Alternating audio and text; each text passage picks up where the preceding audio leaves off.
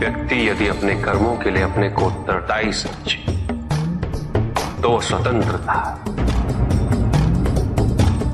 जब तक व्यक्ति किसी और को उत्तरदायी समझेगा तब तक वो निर्भर रहेगा।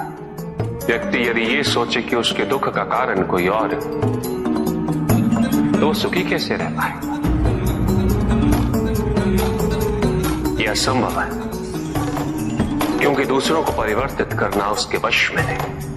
वो तो केवल अपने आप को परिवर्तित कर सकता है। यही एक स्वतंत्रता है उसके पास।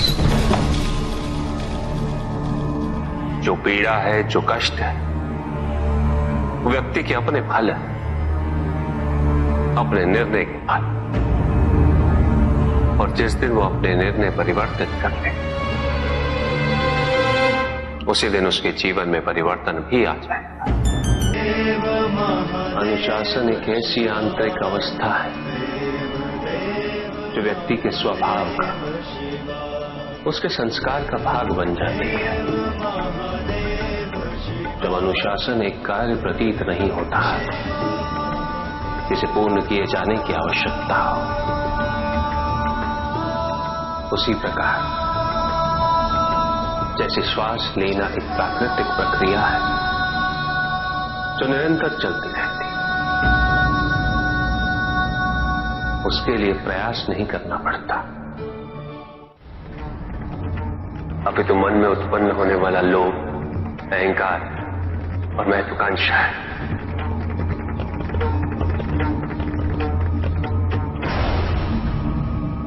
जो भी इन तीन भावों के अधीन हुआ है वो असुर।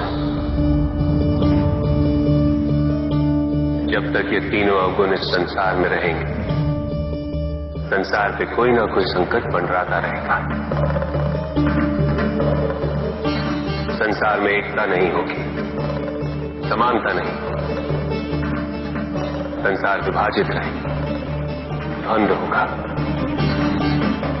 जो शक्तिशाली है वो अपना वर्चस्व स्थापित करने का प्रयास करता रहेगा, जो निर्बल है उस पर सदैव अत्याचार होता रहेगा।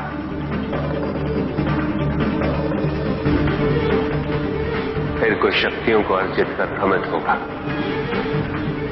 स्वयं को ईश्वर समझेगा और उसका विनाश करने हेतु ईश्वर पुनः किसी न किसी रूप में अवतरित होंगे। पूजित का साक्षात सामने होना मन को भटकने नहीं देता, किंतु जो सच्चे भक्त हैं, भगवान तो उनके मन में, उनके हृदय में निवास करते हैं। जिनके हृदय में श्रद्धा है उनके लिए पूजा करने हेतु अपने आराध्य का साक्षात सामने होना अनिवार्य नहीं।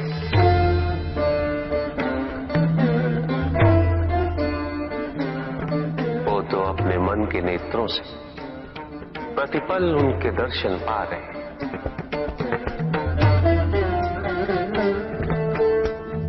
उनकी प्रत्येक अनुभूति में भगवान है।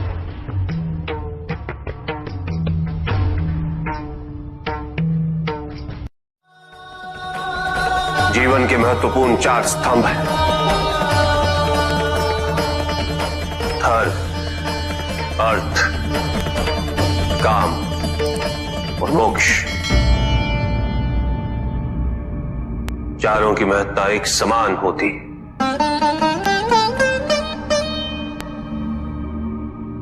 केवल धर्म के लिए शेष तीनों उद्देश्यों से विमुख हो जाना ये उचित नहीं और ये ईश्वर को भी स्वीकार्य नहीं। यदि केवल धर्म को महत्ता दी जाए तो संतुलन उत्पन्न होता।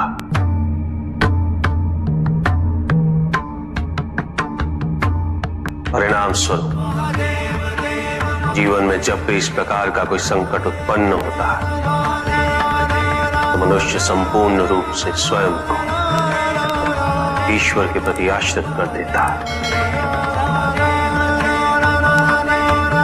वो स्वयं कोई प्रयास नहीं करता। वो इस भ्रम में जीने लगता है कि ईश्वर आएंगे और उसकी सहायता करेंगे।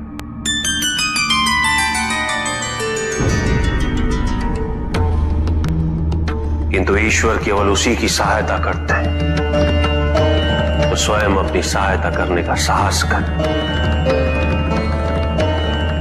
जो अपनी परिस्थिति को परिवर्तित करने का प्रयास करे।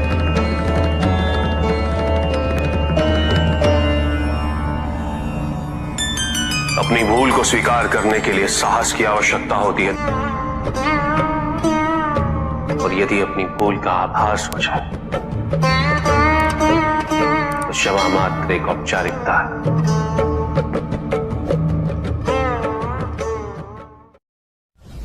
छल तुम्हारी अपनी इच्छाओं ने किया है,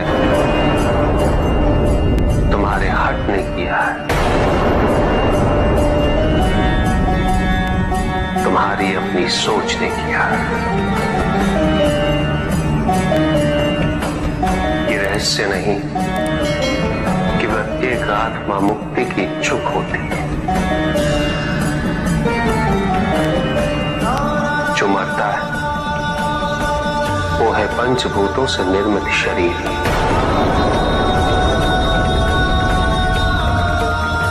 किंतु आत्मा तो अजर है, अमर है।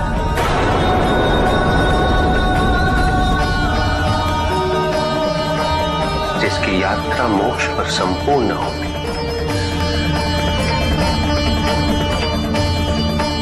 जहां सांसारिक बंधनों से व्यक्ति मुक्त हो जाता है,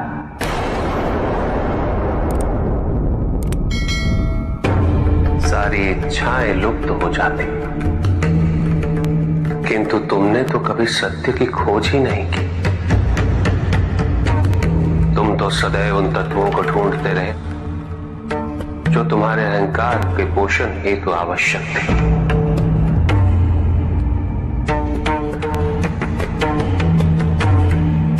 किंतु सत्य तो यही है कि ना कोई तुम्हारा है और ना तुम किसी के।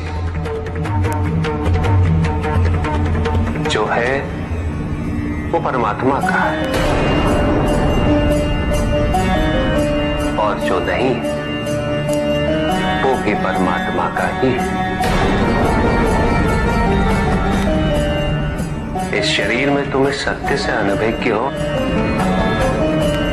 किंतु इस शरीर के पूर्व तुम्हें इस सत्य का बोध था,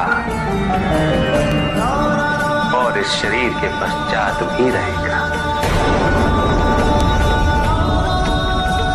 प्रश्न ये है कि क्या तुम इस सत्य को अभी स्वीकार करना चाहते हो